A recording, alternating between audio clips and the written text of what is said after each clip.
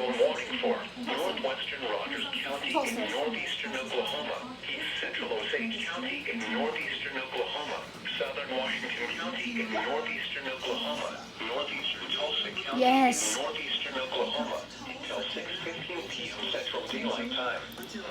At 5:35 p.m. Central Daylight Time, a severe thunderstorm was located over Ramona, moving southeast at 25 miles per hour. Probably around that area. Expected hazards include 60 miles per hour wind gusts. Yes.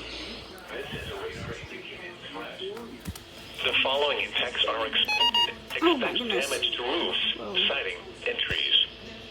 Locations in or near the path include Tulsa, Peloso, Skytook, Collinsville, Sperry, Billigama, Ramona, Salida, Avant, Vera, Turley. For your protection, move to an interior room on the lowest floor of a building.